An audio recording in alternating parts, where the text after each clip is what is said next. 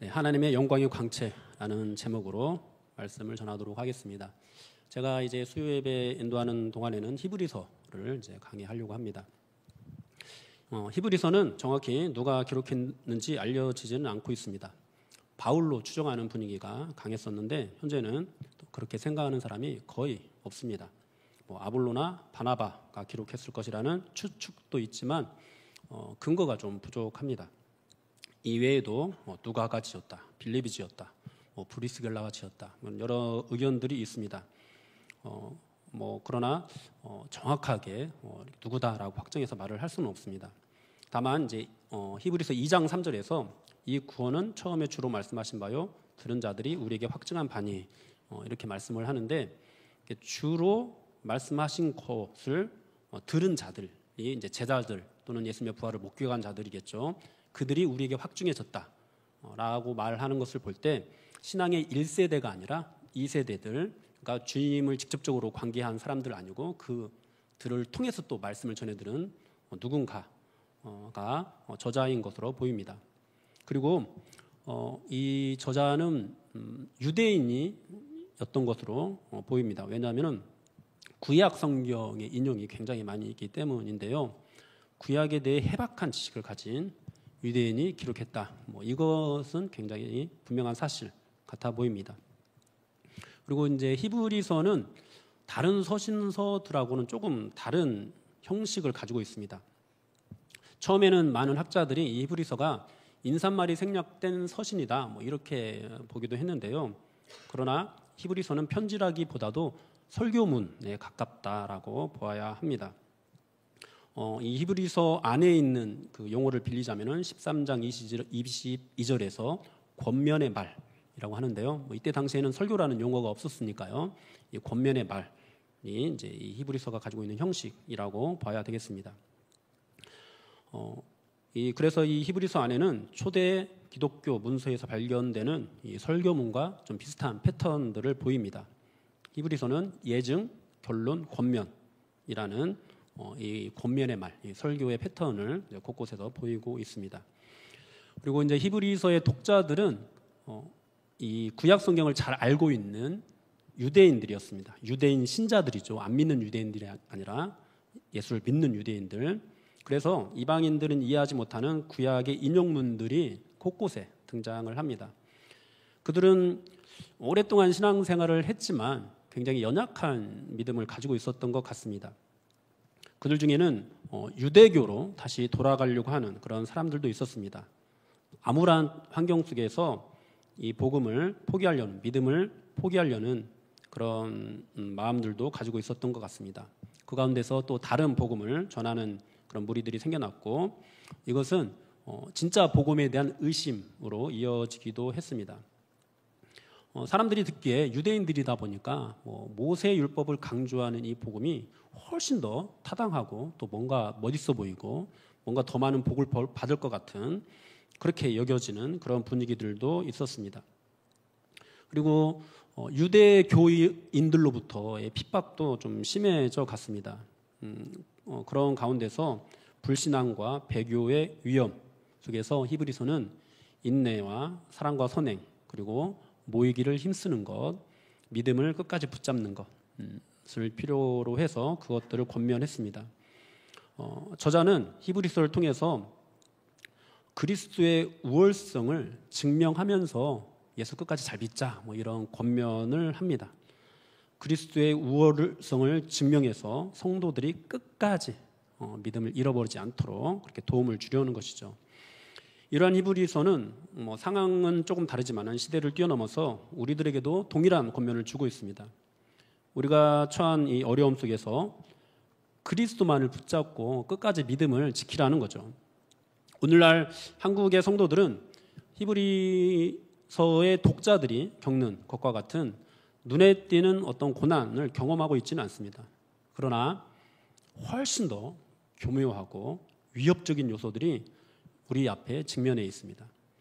초대교회에서는 모세 율법과 유대 율법주의자들이 복음을 변질시켰다면 오늘날에는 기복신앙, 번영신학, 성공주의 등이 복음을 변질시키고 있습니다. 또 최근 들어서는 각종 정치적인 혼돈 속에서 이데올로기가 굉장히 극화되면서 양극화가 심화되는 그런 현상들까지도 보이고 있습니다. 많은 사람들이 말씀 자체를 붙잡지 않고 자신들의 경험을 성경으로 포장해서 복음을 받아들이는 그런 모습들도 보이고 있습니다.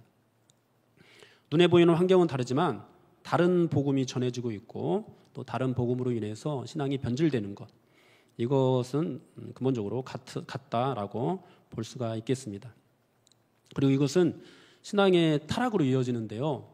타락, 왠지 좀 우리하고는 거리가 먼 것 같은 그런 단어라고 여겨지죠.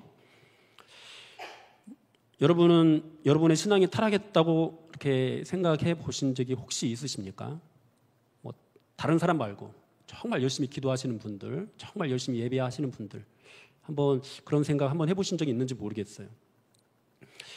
기도를 열심히 하면, 또 전도를 열심히 하면, 봉사를 열심히 하면 과연 타락을 한 것이 아닐까요? C.S. 루이스는 고통의 문제라는 책에서 인간의 타락에 대해서 이렇게 설명을 합니다. 책에 나온 용어니까 여러분들이 좀 이해하고 들어주시면 좋겠습니다. 어떻게 설명을 하냐면은 남녀 간의 사랑으로 인간의 타락을 설명을 합니다. 남자가 여자를 사랑할 때 처음에는 정말 순수하게 이 여자를 사랑하는 마음으로 끌어안아서 첫 번째 쾌락을 경험을 합니다. 그런데 두 번째는 처음 경험했던 그 쾌락을 염두에 두고 여인을 안게 됩니다. 이것이 타락의 시작이라는 거예요. 그러니까 그게 무슨 의미냐면은 우리는 처음에는 너무도 순수한 마음으로 주님 앞에 나와서 뜨겁게 기도를 합니다. 뭔가 막 은혜를 받아요. 그러면 두 번째 기도할 때는 그 은혜 받았던 것을 이 마음속에 염두에 두게 된다는 거죠. 우리는 처음에는 순수한 마음으로 열심히 전도를 합니다. 전도를 하면서 막 10명 전도하고 100명 전도해요. 처음에 순수한 마음으로 시작을 했는데 두 번째 전도할 때는 10명 전도가 됐고 100명 전도가 됐던 것을 마음속에 염두에 두게 된다라는 거죠. 이것이 인간의 타락이라는 거예요. 우리 안에도 이런 어떤 죄의 경향성들이 있지 않을까요? 여러분, 이런 타락으로부터 자유로운 사람 혹시 있을까요? 그게 뭐 대단한 타락이라고, 뭐 그 정도가 무슨 죄라고. 그러나 여러분, 최초의 인간인 아담과 하와가 범죄했던 그 죄, 선악과를 따먹는 죄가 사실 별거가 아니에요. 그런데 하나님과의 관계가 단절되고 인간이 사망에 이르게 하는 그런 범죄였어요.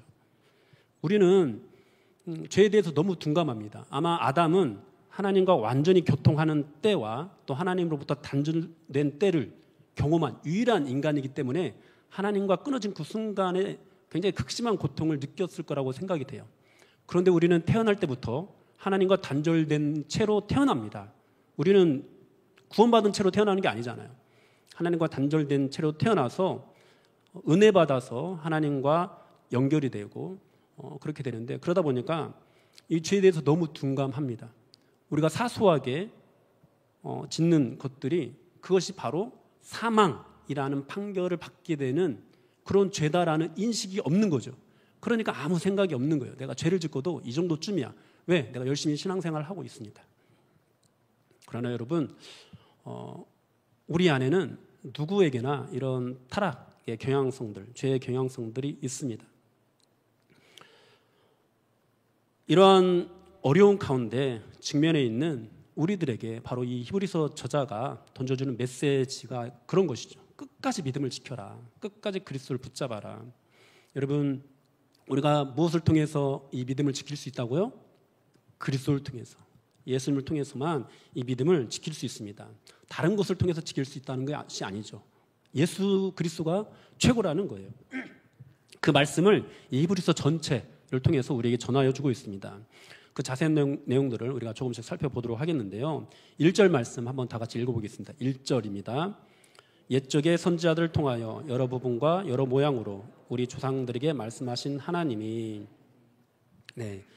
옛적의 선지자들을 통해서 여러 부분과 여러 모양으로 조상들에게 말씀하신 것, 이것은 구약 성경을 가리키겠죠. 하나님께서는 여러 부분과 여러 모양으로 말씀하셨습니다. 한 사람을 통해서 말씀하지 않으시고 여러 사람을 통해서 말씀하셨습니다. 한 시대에 말씀하시지 않으시고 또 오랜 역사를 통해서 말씀하셨습니다. 이 말씀들은 사람의 의견을 전달하는 것이 아닙니다. 또 시대의 가치를 전달하는 것도 아닙니다. 하나님의 감동으로 성령의 감동하심을 입은 사람들이 하나님께 받아서 선포한 하나님의 말씀입니다. 이 하나님의 뜻은 구약의 어느 한 부분만 봐서는 이해할 수 없습니다. 구약의 전체 내용을 살펴야 합니다.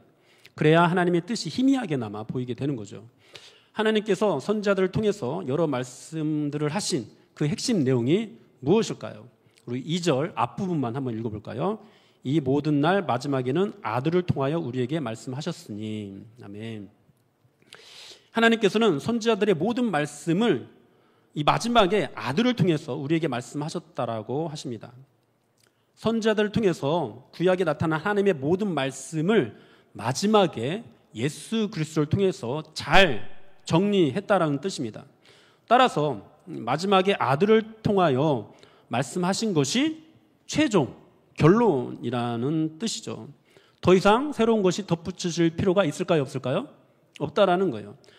과거의 선지자들을 통해서 말씀하신 것이 더 좋은 것이다 이렇게 주장해서도 안 됩니다.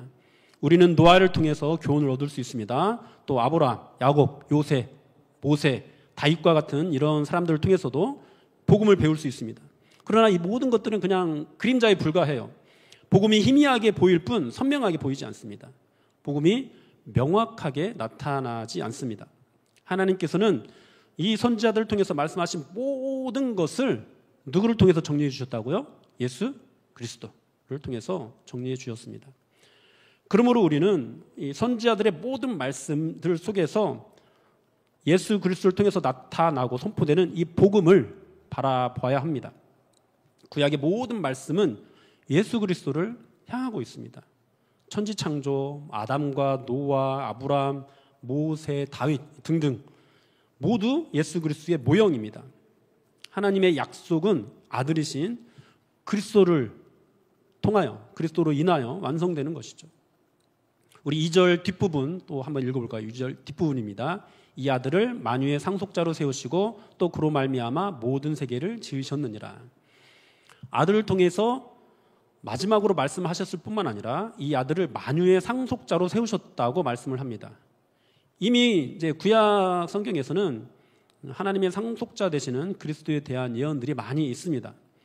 그 중에 우리 시편 2편 말씀 한번 보도록 하겠습니다. 시편 2편입니다. 좀 긴데 우리 다 한번 읽어보도록 할게요. 1절부터 12절 다 같이 한번 읽겠습니다. 어찌하여 이방 나라들이 분노하며 민족들이 헛된 일을 꾸미는가?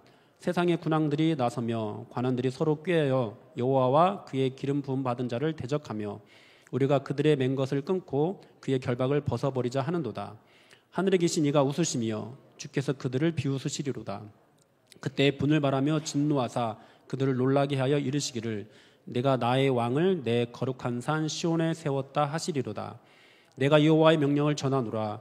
여호와께서 내게 이르시되 너는 내 아들이라. 오늘 내가 너를 낳았도다. 내게 구하라. 내가 이방 나라를 네 소유가 땅끝까지 이르리로다.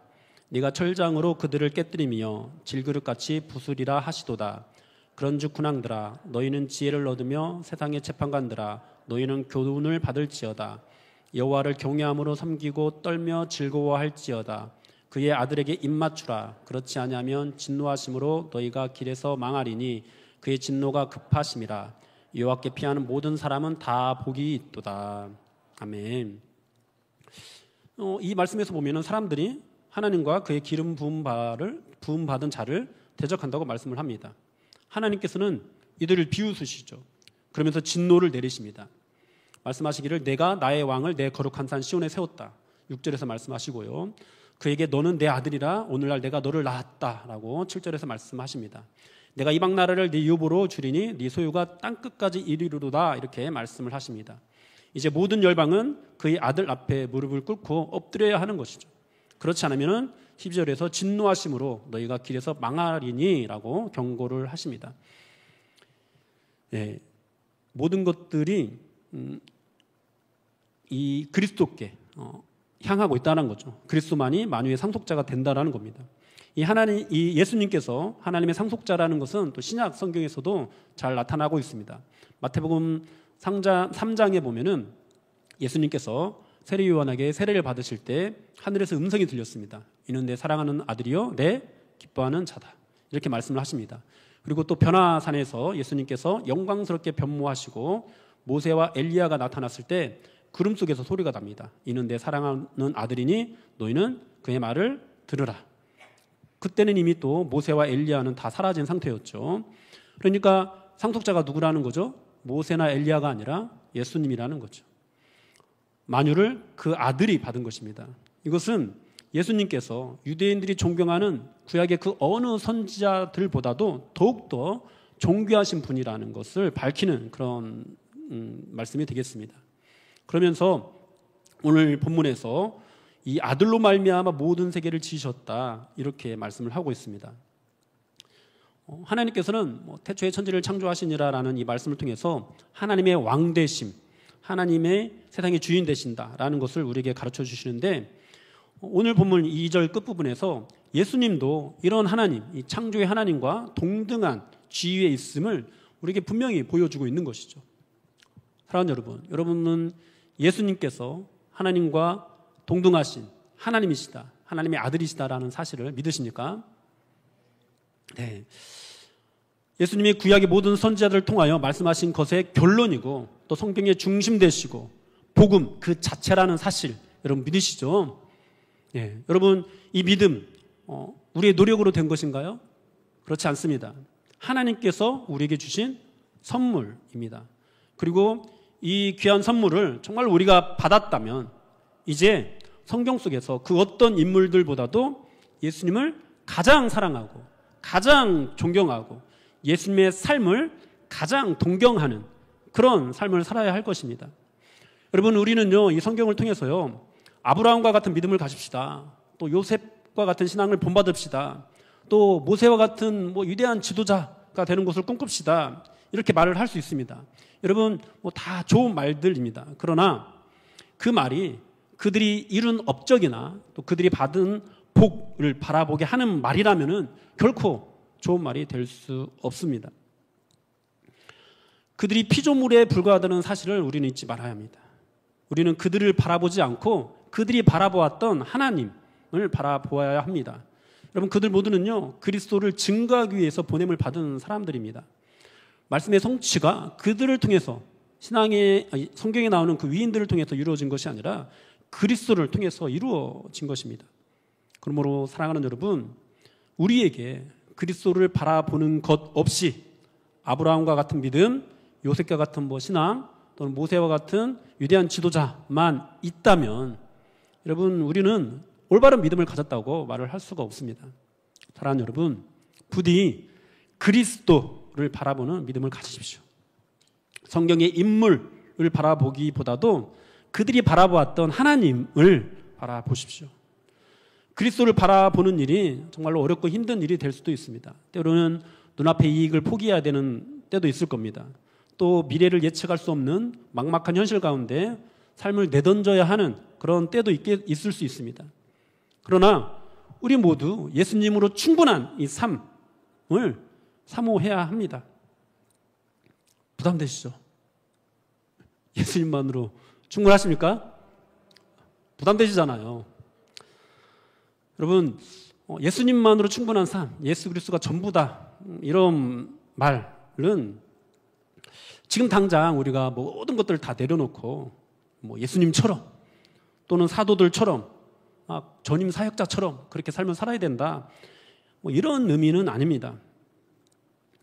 그러나 분명히 우리가 안에 있는 어떤 가치는 그리스도를 바라보는 삶이 되어야 돼요. 이게 무슨 말이냐면은, 제가 이런 예를 많이 듭니다. 어떤 예냐면은, 여러분 이미 자녀들이 대학에 간 분들도 있겠지만은 여러분의 자녀가 서울대 가기를 바라시죠? 그러지 않은 부모 있습니까?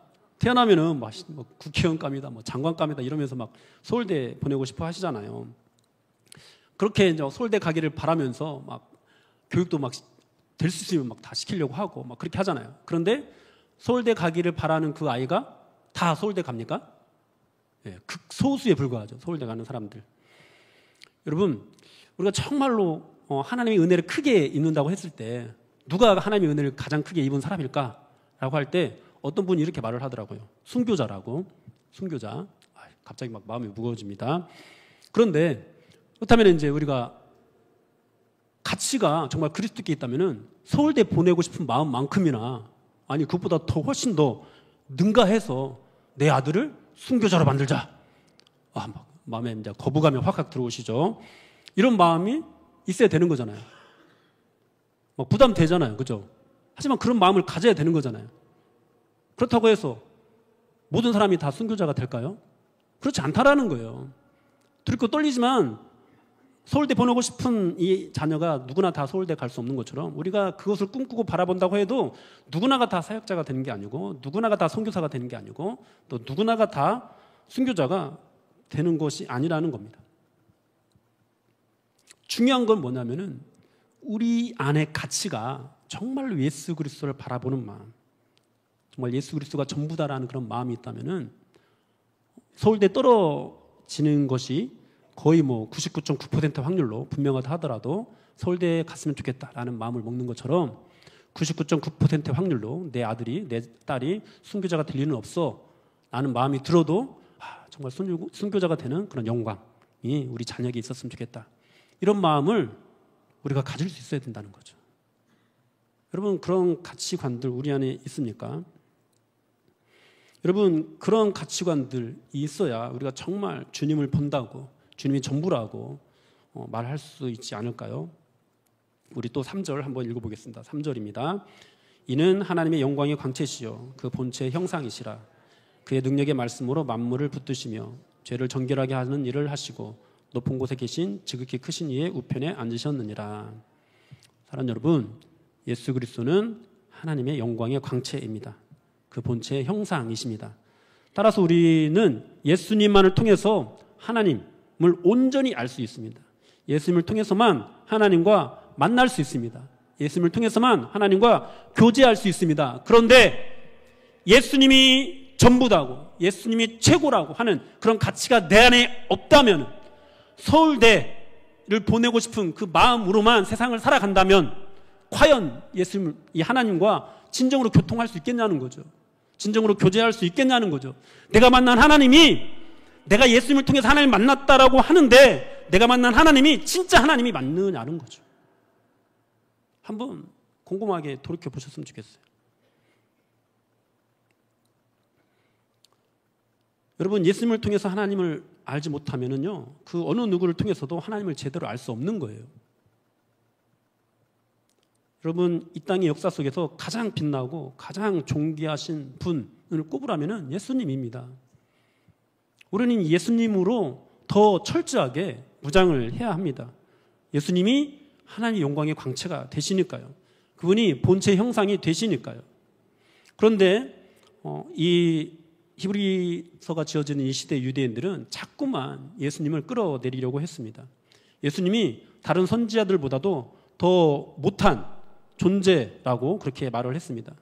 천사보다 못하다, 또 모세보다 못하다, 아론보다 못하다, 이런 말을 했습니다. 혹시 우리도 이와 같은 우를 범하고 있지 않을까요? 교회 안에서 예수님보다 더 높아진 것이 없는지 여러분 돌아보십시오. 특히 자녀를 교육하는 데 있어서 그들에게 예수님보다 더 중요한 것이 있다고 말로는 그렇게 안 했지만은 여러분들의 태도로, 언행으로 그렇게 가르치지 않았는지 한번 돌아보십시오. 사랑하는 여러분, 오늘날 이 교회의 다음 세대 사역이 심각한 위기로 대두되고 있는데요. 여러분, 그 원인은요, 다른 데 있지 않습니다. 교회 안에 있습니다. 우리에게 있습니다. 세상은 원래부터 썩어가게 되어 있습니다. 쥐락규가 위기인 것은 썩어가는 세상 탓이 아닙니다. 교회가 소금 맛을 잃었기 때문입니다. 교회가 빛을 잃었기 때문입니다. 교회가 예수님이 아닌 다른 것들을 더 귀하게 가르쳤기 때문입니다. 초대교회 성도들이 믿음을 잃어버리게 된 이유도 세상에 있지 않았습니다. 교회 안에 율법이 강조되는 다른 복음이 들어왔기 때문이었습니다. 예수님을 천사보다 못한 분으로 또는 모세보다 못한 분으로 그렇게 인식했기 때문입니다. 이러한 초대교회 성도들에게 히브리서 기자는 그리스도가 모든 구약의 선지자들을 통해서 말씀하신 것의 최종 결론이고 그리스도가 하나님의 유일한 상속자가 되시고 그리스도가 하나님의 영광 그 자체임을 그렇게 말씀하고 있는 것입니다. 그 이유는 예수 믿는 유대인들이 믿음을 저버리고 다시 유대교로 돌아가지 말라고 권면하기 위해서입니다. 아브라함의 복을, 모세의 복을 구하지 말라고 말을 하는 겁니다. 오직 그리스도만으로 만족을 하라고 말을 하는 겁니다. 그리스도를 깊이 생각을 하고 끝까지 믿음을 지키라고 그렇게 권면하는 것이죠. 사랑하는 여러분, 저와 여러분은 누구를 위하여 창조되었습니까? 하나님의 아들을 위하여 창조되었습니다. 그렇다면 우리의 관심이 어디로 가야 할까요? 오직 그리스도만을 향해야 합니다. 우리의 만족은 누구를 통해서 나옵니까? 오직 그리스도만을 통해서 나옵니다. 그런데 많은 사람들이 아브라함과 같은 복을 받는 것을 만족으로 얻으려 합니다. 요셉과 같은 사람, 다니엘과 같은 사람이 되는 것으로 만족을 얻으려고 합니다. 예수님께서 나의 죄를 대신 지고 십자가에 죽으시고 부활하셨다는 것으로는 만족을 얻지 못합니다. 성경은 그것으로 완전하고 충분하다고 가르치는데 정작 예수 믿는다는 사람들은 예수님 외에 플러스 또 다른 무언가를 구하고 있는 것이죠. 여러분, 이것이 다른 복음이 아니고 무엇이겠습니까? 사랑하는 여러분, 구약의 그 어떤 인물들도 우리에게 참된 만족을 주지 못합니다. 오직 예수 그리스도 안에 참된 만족이 있습니다. 영원히 목마르지 않는 샘물이 예수 그리스도로부터 나옵니다. 그러므로 우리는 오직 예수 그리스도의 사람이 되어야 합니다. 우리 가정도 오직 예수 그리스도의 가정이 되어야 합니다. 우리의 교회도 오직 예수 그리스도의 교회가 되어야 합니다. 교회는 예수 믿는 사람이 얼마나 탁월한가를 증명하라는 것을 그만두고 예수 그리스도가 얼마나 탁월한가를 증명하는 그 싸움을 해야 합니다. 하나님께서 마지막에 아들로 말씀하셨기 때문이에요. 아들을 통해 모든 결론을 내리셨기 때문입니다. 그러나 이 땅의 교회는 지금도 많은 부분에서 그리스도를 가장 사모하지 못하고 세상의 물질과 명예를 붙잡고 있습니다. 예수님이 죄인들을 위해서 죽으시고 부활하셨다는 것을 자랑스러워하지 않고 예수 믿는 사람이 얼마나 능력을 갖게 되었나라는 것을 더 자랑스러워합니다. 그것이 교회를 병들게 하고 또 교회를 욕먹게 하죠. 교회의 능력은요, 교회의 탁월함에서 나오지 않습니다. 그리스도의 탁월함에서 나옵니다. 그런 의미에서 교회의 능력은 탁월함이 아닙니다. 다름입니다. 탁월함이 능력이 아니라 다름 위에, 세상과 다른 거, 이 다름 위에 하나님의 능력이 임할 때 진짜 능력이 있게 되는 것이죠. 그런데 교회가 자꾸만 탕자처럼 능력을 요구하고 있습니다. 그 능력을 받아서 아버지의 집을 나가서 그 능력을 자랑하면서 탕진하고 허비합니다. 어쩌면 우리 연약한 본성이 이 탕자를 닮아 있는지도 모르겠습니다. 여러분, 성경의 역사를 보면은요, 하나님의 백성들은요, 끊임없이 하나님이 아닌 세상의 것을 추구해 왔습니다. 이스라엘 백성들이 가나안 땅을 점령하면서 그 땅의 거민들을 완전히 몰아내지 못한 이유도 세상의 것을 버릴 수 없었기 때문입니다. 사사시대에 이스라엘 백성들이 하나님께 왕을 요구했던 것도 애국과 같은 강력한 전제 국가가 자신들을 안전하게 지켜줄 것이라고 생각했기 때문입니다. 왕권 국가가 되고 난 후에도 끊임없이 다윗 왕 때와 같은 그런 강력한 나라를 꿈꿨습니다. 그러나 하나님께서 이스라엘 백성들이 그토록 꿈꾸던 강력한 제국을 통해서 그들을 벌하셨어. 그러자 그리고 그 이후에도 아수르, 바벨론, 바사, 로마 수많은 전제 국가들에게 핍박을 받아왔는데요. 이스라엘 백성들은 지속적으로 그런 나라를 부러워했습니다. 바벨론과 같은 거대한 나라를 하나님께서 한순간에 무너뜨리려는 것을 보여주었어도 그들은 변하지 않았습니다. 결국 그들은 메시아이신 예수님께서 이 땅에 오셨을 때 자신들이 원하는 그런 정치적이고 군사적인 메시아의 모습이 아니자 예수님을 십자가에 못 박아 버렸습니다. 주님의 교회 되시는 사랑하는 여러분, 오늘날 교회는 과연 어떤 꿈을 꾸고 있나요? 혹시 다윗 왕 때와 같은 강력한 교회를 건설하는 꿈을 꾸고 있지는 않은가 한번 돌아봅시다. 모세 때와 같은 엄청난 기적과 승리의 교회를 꿈꾸고 있지는 않은가 한번 돌아봅시다. 여러분 그런 것을 꿈꾸는 것 자체가 나쁘다는 것이 아니에요. 그리스도를 바라보지 않으면서 그것만을 따르는 것이 이제 문제가 되는 것이죠. 여러분 성경에서는 오늘 본문에서는 이렇게 말씀합니다. 시편에서는 이렇게 말씀합니다. 시편 2장 12절, 아까 인용 구절을 읽었던 2장 12절 우리 다 같이 한번 읽어보겠습니다. 시작. 그의 아들에게 입맞추라. 그렇지 않으면 진노하심으로 너희가 길에서 망하리니 그의 진노가 급하심이라. 여호와께 피하는 모든 사람은 다 복이 있도다.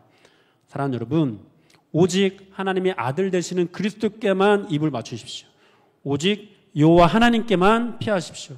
이 땅의 복이 아니라 하늘의 복을 사모하십시오.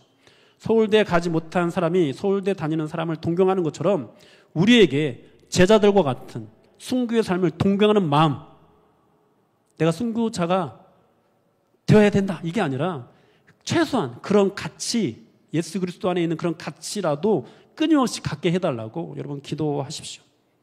그렇게 하나님의 영광의 광채가 되시고 본체 형상이신 예수 그리스도를 가장 존귀하게 여기고 가장 높이는 저와 여러분들이 될 수 있기를 주님의 이름으로 축복합니다. 우리 다 같이 찬양하고 기도 한번 하도록 하겠습니다. 주님 큰 영광 받으셔서 같이 찬양합니다.